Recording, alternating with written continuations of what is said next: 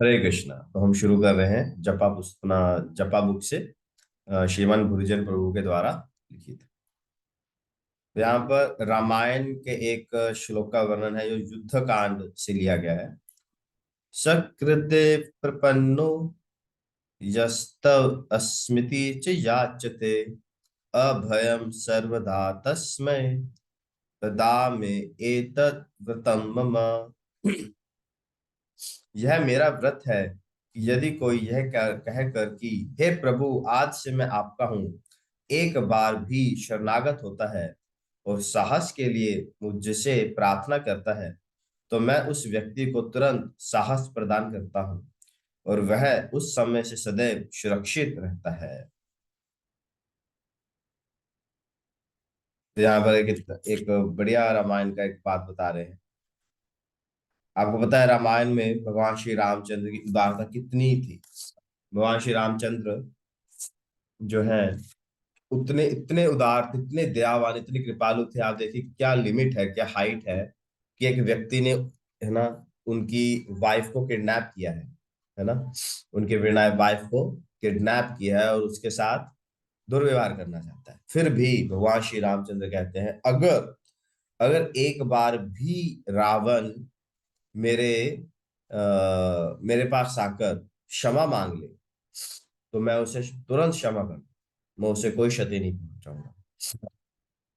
और यहाँ तक कि अंतिम, मतलब ऐसा नहीं कि पहले युद्ध शुरू हो गया है, जो है ना, वो सेतु बनाकर श्री राम लंका लंका पहुंच गए हैं। उसके बाद युद्ध की क्रियाएं शुरू हो गई हैं, एक एक करके असुर मर रहे हैं। Even to the last end, last day तक श्री राम जी ने कहा था कि अगर आप अभी भी रावण मेरे पास आकर माफी मांग लेगा, तो मैं उसे क्षमा कर दूंगा। और इवन पहले पहले दिन क्या हुआ, जो युद्ध का पहला दिन था, उसमें क्या हुआ, भगवान श्री रामचंद्र ने रावण के चित्तर उड़ा दिए और रावण पूरा थक गया, बट रावण को मारा नहीं, रावण को घर जाने दिया। क्या सोच के कि घर जाएगा, थोड़ा खाएगा पिएगा आराम करेगा, क्यों, क्या बता, अभी इसकी अकल ठिकाने आ गई हो कि मैं श्री राम से जीत नहीं सकता हूँ, बेटर मैं इनसे माफी मांग लूं और इनकी शरण ले लूं। ये भाव से भगवान श्री रामचंद्र ने तब भी युद्ध में पहले दिन नहीं मारा उसे। जब दूसरे दिन भी वो नहीं टिका, फिर उसको मारा। और जब विभीषण श्री रामचंद्र जी के उसमें आए थे, शिविर में आए थे, है ना, टू टेक हिज शेल्टर, तो श्री राम जैसे ही उन्होंने अपना मस्तक झुकाया, तो श्री रामचंद्र जी ने उसने क्या बोल दिया, लंकेश। सिर्फ प्रणाम करने मात्र से भगवान श्री रामचंद्र ने पूरी लंका का साम्राज्य उसे दे दिया। फिर किसी ने पूछा, यहाँ है ना, जो अ, मतलब जो लंका भगवान शिव ने रावण को दी थी, 10 सिर काट कर, 10 सिर की बलि चढ़ाने के बाद जो लंका श्री राम रावण को मिली भगवान शिव से, वही लंका सहज ही दे दिए रघुनाथ, सिर्फ शीश झुकाने से। वो लंका सिर्फ शीश झुकाने से श्री रामचंद्र जी ने सहज ही दी। बहुत सुंदर एक पंक्ति है रामायण में, दो जो जो 10 सिही दसनाथ सकुचिए सकुची। बहुत सुंदर था, उन्होंने लिखा भी था।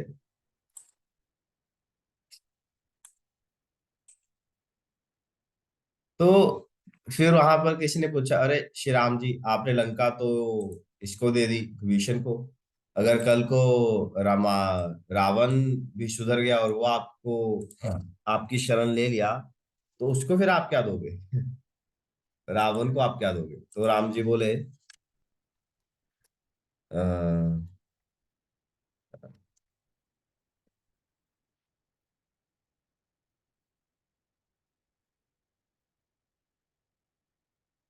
कि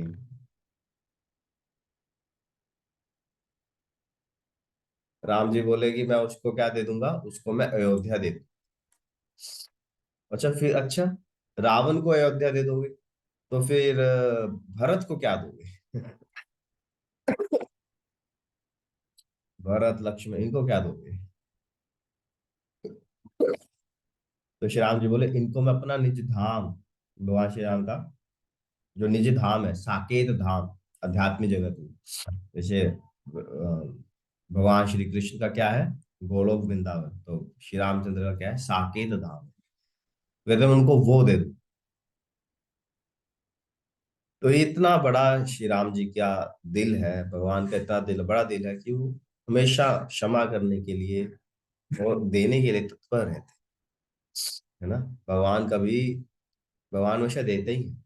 हम तो फिर भी देने के बाद याद रखते हैं, अच्छा मैंने उसको ये दिया था, उसको उसके लिए मैंने ये किया था, बट भगवान, भगवान कैसा भाव नहीं था, भगवान बस देते हैं और भूल जाते हैं। देखिए हमें कितना कुछ दिया है ना। हम बिजली का बिल भरते हैं है ना, तो सरकार याद रखती है कि हमने किसी को कितनी बिजली दी है, बट अनंत कोटि सालों से सूर्य हमें रोशनी दे रहा है ना, वो तो कोई हम इससे बिल चार्ज नहीं करते। म्यूनिसिपालिटी को पानी का बिल देना पड़ता है, बट कितनी नदियां हैं, सागर है, झरने हैं, वो तो कभी बिल नहीं चार्ज करते। पेड़ फल देते हैं, जमीन सब्जी देती है, तो नेचर तो कोई हमें बिल बिल नहीं लेते है ना। इंसान ही, ये मनुष्य ही है जो धन के लालच में आकर ये हर चीज से धन कमाने की सोचता है। नेचर, भगवान, उन्होंने तो सब कुछ फ्री दिया है, पानी फ्री है, सब्जियां फ्री है, फल फ्री है, मसाले फ्री है। अरे अब आपके पास पहले क्या, अपना भगवान ने क्या दिया है, आपके पास जमीन है, उससे आप खेती कीजिए, यू विल गेट एवरीथिंग। आप गाय पालिए, आपको मिल्क मिलेगा, आपको बटर मिलेगा, पनीर मिलेगा, घी मिलेगा। क्या चाहिए, मेहनत कीजिए और सुख पूर्वक रहिए। बट आज का इंसान क्या है, वो अपनी भूमि बेच रहा है, मेहनत करना नहीं चाहता, आराम का जीवन चाहता है, आराम के जीवन के लिए धन कमाने के लिए मर मर रहा है, आराम तो है नहीं, और हमेशा दुख में जीता है। क्यों? क्योंकि हम भगवान के बताए गए रास्ते से विमुख हो गए। जैसे मान लीजिए हम एक ये लें, एक वॉशिंग मशीन ले लें या फिर एक एसी ले लें ना, हर मशीन के साथ उसका एक मैनुअल आता है कि उसको ऑपरेट कैसे करना। अगर मैनुअल के अकॉर्डिंग हम मशीन को नहीं चलाएंगे तो क्या होगा, मशीन थोड़े टाइम के बाद खराब हो जाएगी, है ना। आप कोई प्रोडक्ट लेते हो तो उसमें, दवाई लेते हो उसमें लिखा होता है ना, इसको इसको कोल्ड में, फ्रिज में स्टोर कीजिए, इसको सनलाइट में मत रखिए, इसको ऐसे मत रखिए। अगर उस प्रकार से कार्य नहीं, काम नहीं रखेंगे हम, तो वो चीज खराब हो जाएगी।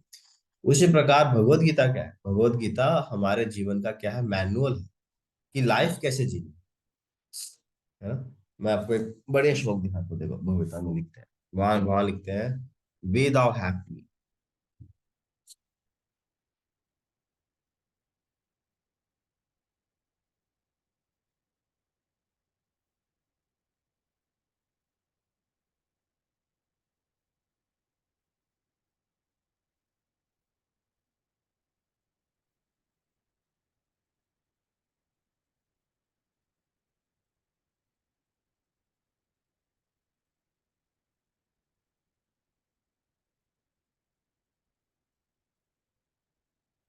देखो यहाँ पे क्या लिखा है, ये तीसरे अध्याय का है भगवत गीता में, ठीक है? अच्छा मैं हिंदी में पढ़ता हूँ।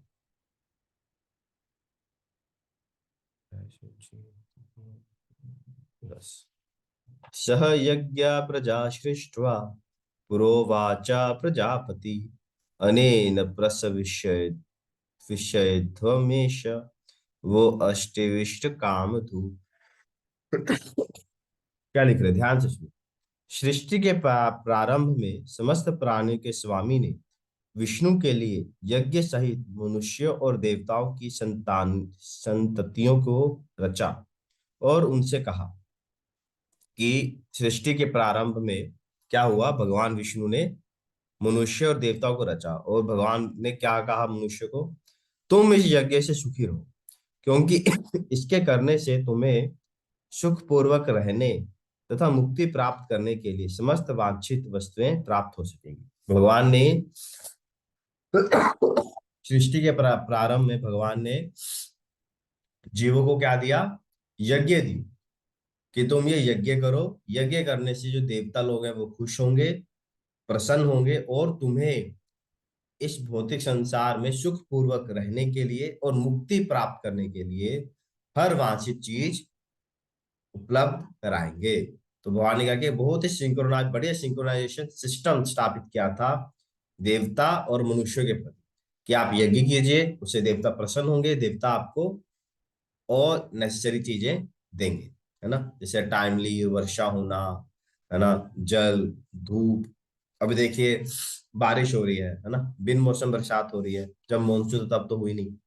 तो इसका अर्थ क्या है? तो इसका अर्थ है कि हम लोग बहुत असुर हो गए हैं कि देवता लोग टाइमली नहीं दे रहे हैं। ठीक है।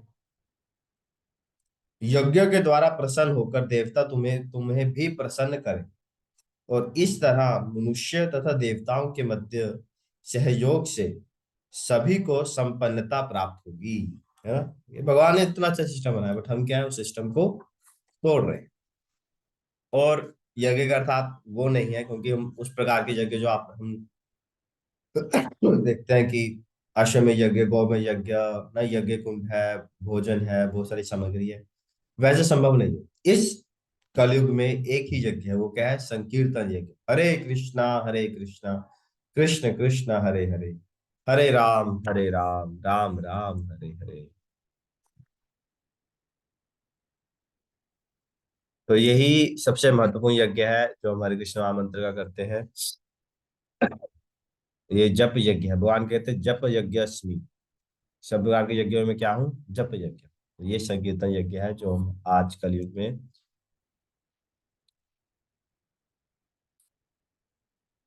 इतना हम मुश्किल से करते हैं, सॉरी, बहुत आसानी से और इजीली और बहुत ही अच्छा कंफर्टेबली हम इस यज्ञ को कर सकते हैं। तो हम सबको बहुत नियमित रूप से और अच्छे से इस यज्ञ को लेना। ठीक है। हरे कृष्ण। आज के लिए इतना ही। हाँ, मुझे वो मिल गया, आपके रामायण का दोस्त। जो संपत्ति शिव रावण ही दिने दिए दसमात। जो संपत्ति शिव रावण ही दिने दिए दसमात। सोई संपदा विभीषण ही सकुचे दिए रघुनाथ। सोई संपदा विभीषण ही सकुची दीनी रघुनाथ। तो ये भगवान की करुणा। ठीक है। हरे कृष्णा। आज के लिए इतना ही। आज है 17 अक्टूबर, मंगलवार। आज का आज का कोट अभी तक आया नहीं। ठीक है, तो यही समाप्त करते हैं। हरे कृष्णा।